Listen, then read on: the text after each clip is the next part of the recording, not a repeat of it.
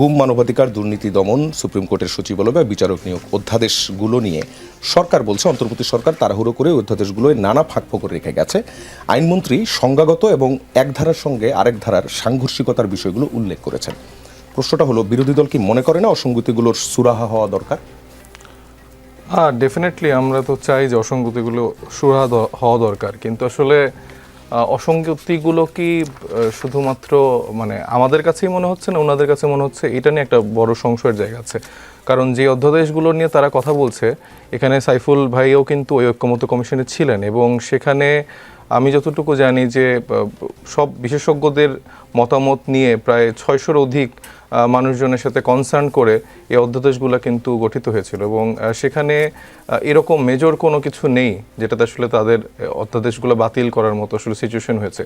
এবং তিনি যে কথাগুলো বলছে সেটা আসলে জনগণকে বিভ্রান্ত করছে।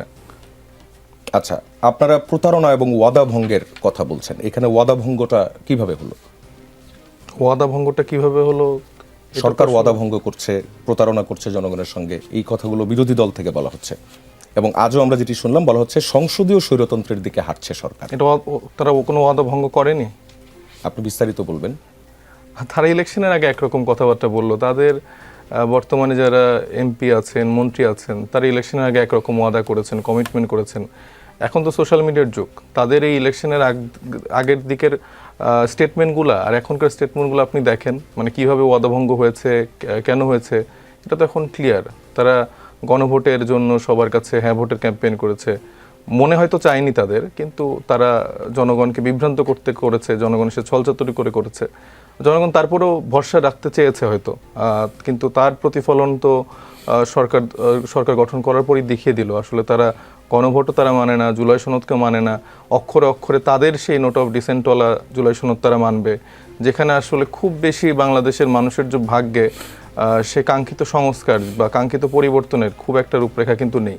তো সেটাই তারা চায়। তারা আসলে মূলত হাসিনাকে বাদ দিয়ে হাসিনার পুরো শাসন কাঠামোটাকেই তারা এনজয় করতে চায়, যেখানে আবার এসালমরা বিভিন্নভাবে ফিরে আসছে, এই নানা রকম সংশোধনীর মাধ্যম দিয়ে তাদেরকে সুযোগ সুবিধা করে দেওয়া হচ্ছে। এগুলো জনগণের সাথে প্রতারণা না?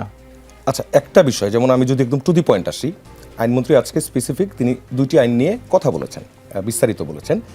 একটাতে গুমের সংজ্ঞাই বলছেন যে এই সংজ্ঞাটা পুরোপুরি আসেনি, আরও অনেকগুলো বিষয়ের সঙ্গে থাকতে হয়, এবং মানবাধিকার কমিশনের যে আইন অধ্যাদেশটি সেটির বিষয়েও তিনি বলেছেন যে একটি ধারার সঙ্গে আরেকটি ধারা সাংঘর্ষিক। আপনারা কি এই জিনিসগুলো গোথ্রু করেছেন নাকি জাস্ট? হ্যাঁ, আমি গোথ্রু করেছি, আমি একটু পড়ে শোনাতে চাই। হ্যাঁ, তো সেটা হচ্ছে যে গুম অধ্যাদেশ, মানে উনি যেটা বলছে গুম অধ্যাদেশ নাকি 1973 সালের আইসিটি মানবতা বিরোধী অপরাধ আইন অ্যাক্টের সাথে সাংঘর্ষিক, এটা তার বক্তব্য ছিল। অথচ আইন দুটি একে আরেকটির পরিপূরক, মোটেও সাংঘর্ষিক নয়। গুম অধ্যাদেশের 28 অনুচ্ছেদে স্পষ্ট করে উল্লেখ আছে, ব্যাপক ও পদ্ধতিগত গুমের বিচার মানবতা বিরোধী আইনেই হবে। গুম অধ্যাদেশের বিচ্ছিন্ন নির্দিষ্ট গুমের ঘটনার তদন্ত বিচার হবে, কারণ আইসিটি অ্যাক্টে একটি বিচ্ছিন্ন গুমের ঘটনার বিচারের সুযোগ নেই। আইনমন্ত্রী নিজে ফৌজদারি অপরাধ আর মানবতা বিরোধী অপরাধের পার্থক্য আসলে নিজেই বুঝছেন কিনা, এটা আসলে আমার তার কাছে কোশ্চেন। সেখানে মূলত ফৌজদারি অপরাধ হিসেবে গুমের বিচারের কোনো আইন কিন্তু নেই। গুম অধ্যাদেশ সেই অভাব পূরণের লক্ষ্যেই আসলে পরিণত হয়েছে। তো আজকে মূলত তিনি যেই কথাগুলো বলেছেন সেটা তার নিজের বক্তব্যের সাথে সাংঘর্ষিক। আচ্ছা, আমি যদি আপনাকে একটু ইনপুট দিই, আপনি ফৌজদারি অপরাধ বলছেন এবং ইন্টারন্যাশনাল ক্রাইমস ট্রাইব্যুনাল অ্যাক্টের মাধ্যমে এই যে বিচারটা, সেই বিচারের কথা বলছেন। আমাদের যে প্রচলিত ফৌজদারি আইন এবং হচ্ছে যে এই দুইটার মধ্যে তো পার্থক্য আছে, সেটা একটা বিশেষ আইন, এবং সেখানে আপনার প্রচলিত আইনে অনেক কিছুতে, যেমন মুনিয়াপা বলতে পারবেন যে সাক্ষ্য আইন, যেটা হচ্ছে যে এখানে অ্যাপ্লিকেবলও নয়, এবং এখানে আপনি অনেক কিছুর স্টাবলিশ করতে পারবেন। আপনি তদন্ত সংস্থা থেকে শুরু করে তাদেরকে একটা বড় ধরনের জুরিসডিকশনস দেওয়া আছে, যেটা হচ্ছে আপনার সাধারণ যে ফৌজদারি আইনের যে মামলাগুলো হয়, আমাদের যে থানাগুলো যেই তদন্তগুলো করে, তার বাইরে বিশেষায়িত কিছু একটা হবে। সো আপনারা কি চান না যে একটা জিনিসটার বিশেষায়িত একটা কিছু হোক? ডেফিনেটলি আমরা তো চাই, কিন্তু আপনার কি মনে হচ্ছে না যে গভর্নমেন্টের সেই ইন্টেনশনটা আছে কিনা? এইটা অধ্যাদেশটা তো পাশ করে যেও এই বিশেষায়িত কাজগুলো করা যেত না। এখন আপনি যখন এটা পাশ করলেন না, এখন তো তার মানে আপনি সেই 2009 সালের হাসিনার সেই মানবাধিকার কমিশন বা সেই গুমের আলোকে, এবং তারা যে গুমের ডেফিনেশন দিয়েছে, আপনি তো সেই আলোকে বিভিন্ন জরুরি অবস্থায় আপনি আটক করে নিয়ে যেতে পারছেন। তাহলে সালাউদ্দিন সাহেবকে যে শেখ হাসিনা বলছে তাকে তো আসলে আটক করা হয়েছে বা তাকে আসলে নিরাপদে কোনো একটা আশ্রয় রাখা হয়েছে, তাহলে তো তাদের যে দাবি যে সালাউদ্দিন সাহেব হচ্ছে যে গুমের শিকার, সেটাকেও তো তাহলে আসলে মানুষ এখন অস্বীকার করবে।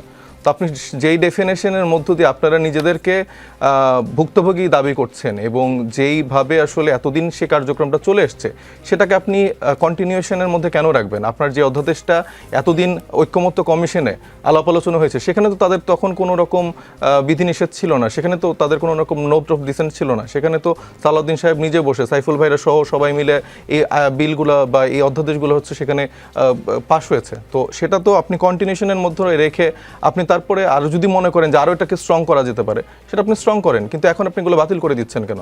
আর আপনি স্থানীয় সরকারের এই অধ্যাদেশগুলোর মতো যেটা আসলে জরুরি সময়ের জন্য নির্ধারণ করা হয়েছিল সেগুলোকে আপনি আইনে পরিণত করে আপনার বাবা চাচা আপনার হচ্ছে যে যারা হচ্ছে যে ভোটে হেরে গেছে তাদেরকে প্রাইস পোস্টিং করছেন, যারা প্রাইস পোস্টিং করে সরকারের টাকা খরচ করে নিজেদের প্রমোশন করছে। দক্ষিণের সিটি কর্পোরেশনের মেয়রের প্রমোশন করা শুরু করেছে আব্দুল সালাম ভাই, আপনি সব জায়গায় পোস্টার দেখবেন।